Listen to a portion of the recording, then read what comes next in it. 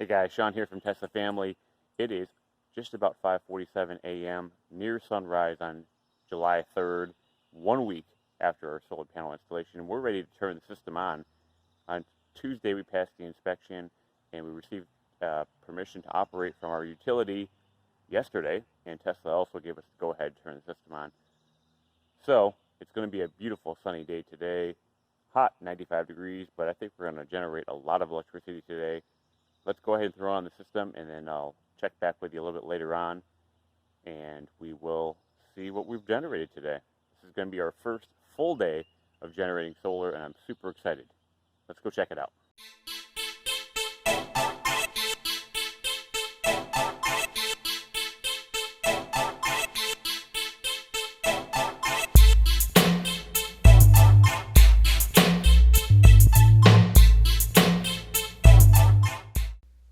All right, before we move into powering on the system, I know you're all excited about that.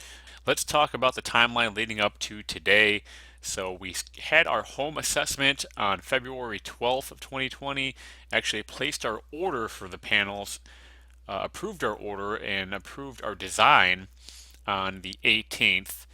So if you're interested in the ordering process and the design process, check out those two videos on my channel. About 3 to 4 weeks after we placed our order, that's when the COVID-19 pandemic really started to ramp up. So we called Tesla and had them put a hold on our order for a few months. It wasn't until maybe mid-May until we proceeded ahead with our order and we were able to schedule our installation for the 26th of June. Check out our installation video in our solar playlist. After installation, I had to make my first payment. Basically, the first 50% was due. And then we proceeded with the county inspection only a few days later, about 4 days later. We had Tesla come over to our house, and then they did actually a virtual inspection with a county official who inspected all of our electrical equipment, everything that Tesla installed. And then, after we got approved for inspection, it was only 3 days later when we got utility approval from our utility company here in Maryland, and that was an approval to interconnect with the grid, interconnect our solar panel system with the grid. And after we got that approval, we just made our final payment with Tesla, and now we're ready to power on the system. So here we go. Let's do it. All right, for step one, we're going to go ahead and start here at the main panel. We're going to go and throw on our 40 amp circuit that was wired in by the installation team. This says warning, inverter output connection, do not relocate this overcurrent device. It's our 40 amp breaker. We'll go ahead and throw that on. All right, that's step one. Okay, we're back outside again. For step two, we're going to go ahead and turn on our AC disconnect switch here. You can see here, AC photovoltaic disconnect. So I'm going to go from off to on. Boom. I feel like a bad scientist a little bit. And on our inverter, DC photovoltaic disconnect, we're going to go ahead and turn that from off to on. You can see right now with 3 lights lit up. So let's go ahead and turn the system on.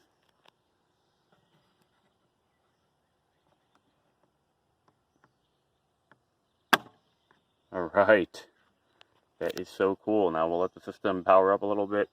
Eventually we will see one solid green light or one blinking light when the system's ready to go. These 3 solid lights just mean that the system is activating, and we'll be good to go here very shortly.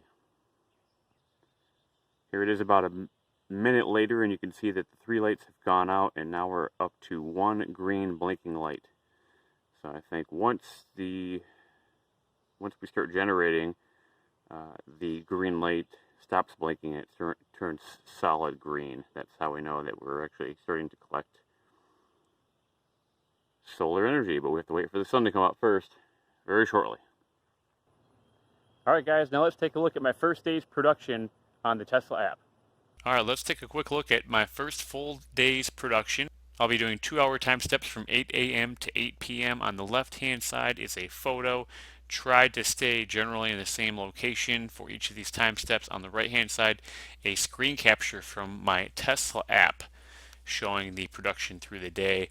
Hang on to the second half of the video and you will see I'll give you the full introduction of the Tesla app, all the different screens, and different ways you can view the data, which is super cool. Let's get going here on our first time step. This is 8 o'clock in the morning. You can see it's starting to catch some sun here on the solar panels.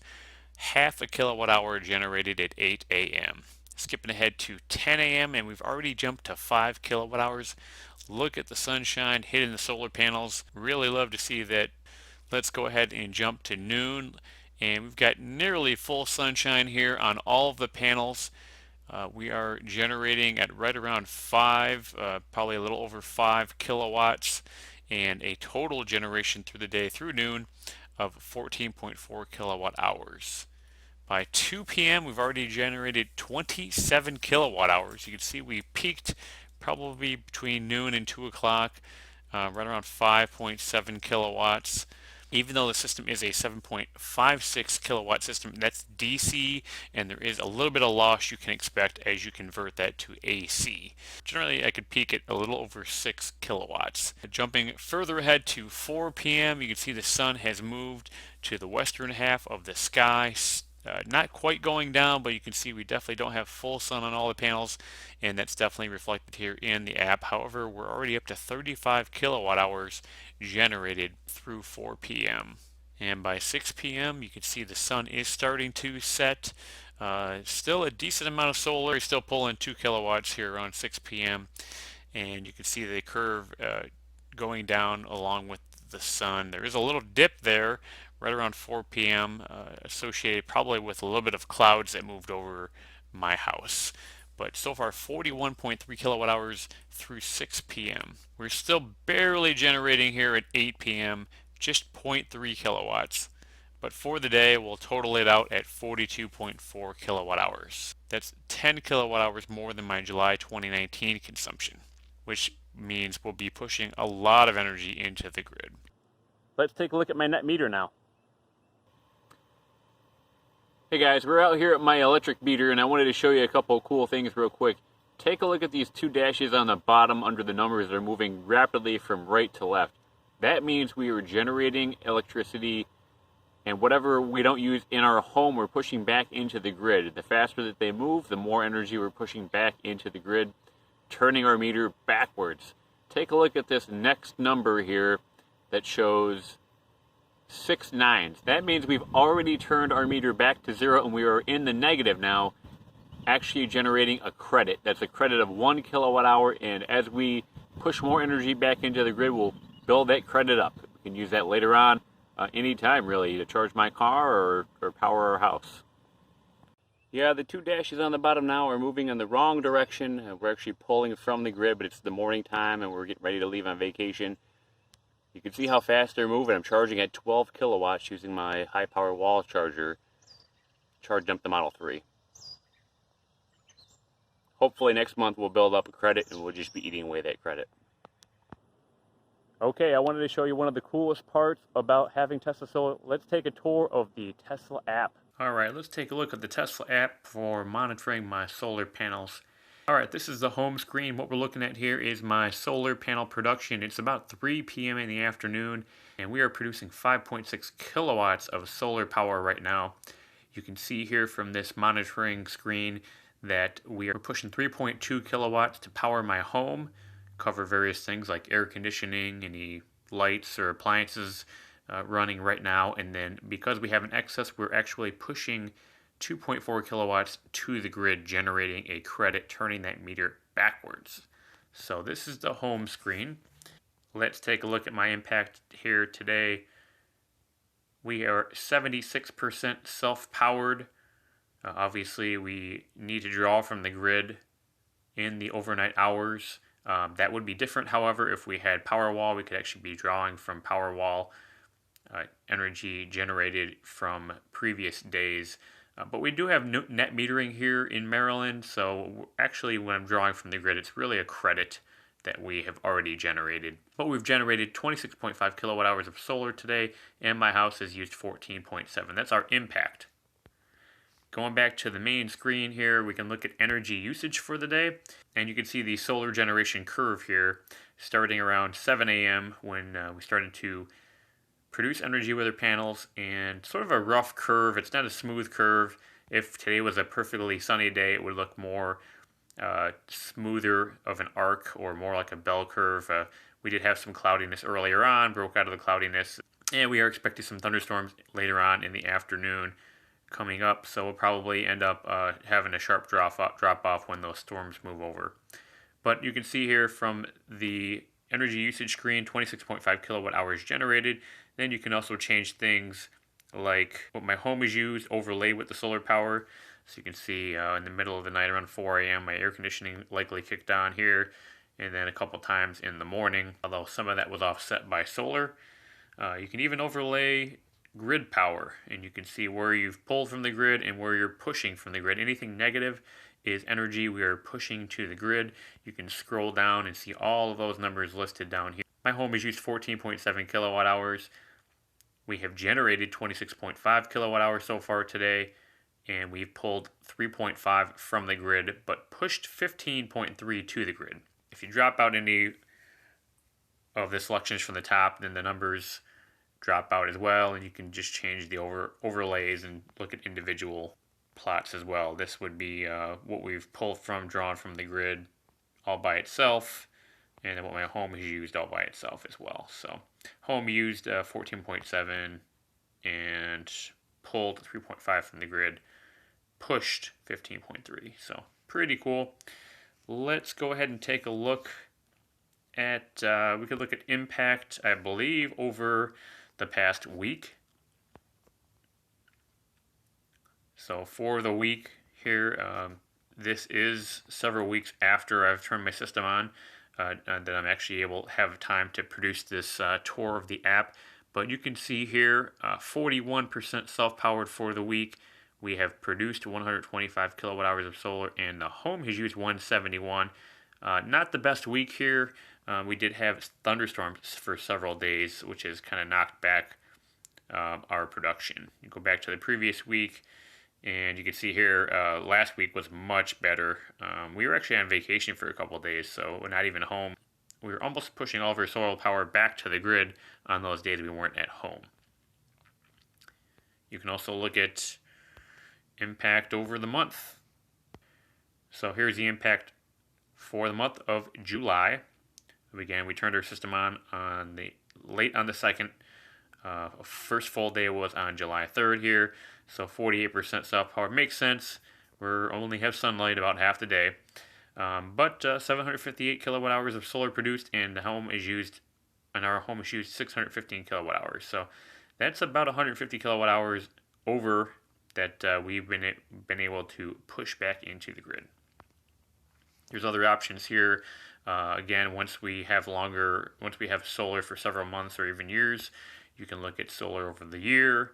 It's going to show the same numbers because we've only had it here for the month, and then you can look at lifetime generation so far. So 758 kilowatt hours for the lifetime of my solar panels, which began right around late on the day on July 2nd. You can also look at energy usage, same plots over the week. These are going to be more bar graphs here. So for the week, you can compare day to day what you've produced, what your home has used, and what you've drawn from and pushed back into the grid. And you can see these numbers here. So for the week, 171 so far for this week. Our home has used 171 kilowatt hours. We've produced 125 and drawn 100 from the grid and pushed 54 to the grid. So let's go back to the previous week. We'll see some better numbers here. So 147 the home has used, produced 277, lots of sunshine last week, and pushed 192 kilowatt hours to the grid. Again, we can look at monthly energy usage. The bar graph gets really tiny, but you can kind of compare day to day here. And again, you can knock these different settings on and off, so it's pretty cool. I love the data on this app. It's really cool. You can actually see energy destinations. So we have been able to use about 39% of the energy, solar energy, and pushed 60% to the grid so far for the month of July. Again, you can look at it over the course of a year.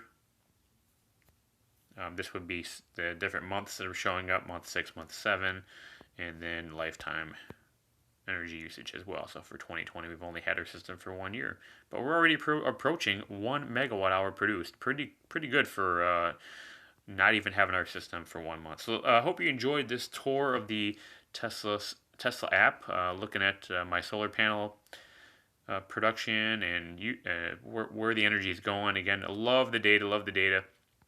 This is one of the coolest parts about having the Tesla solar panels is having access to all this data, and it's a live feed. You can open this app whenever you want and just take a look at what your solar panels are doing and just track the numbers. It's really cool. All right, guys, thanks for watching my video. If you really enjoyed it, make sure you subscribe to our channel, Tesla Family Channel on YouTube. We really appreciate all of our subscribers and anyone who watches our videos. Thank you so much.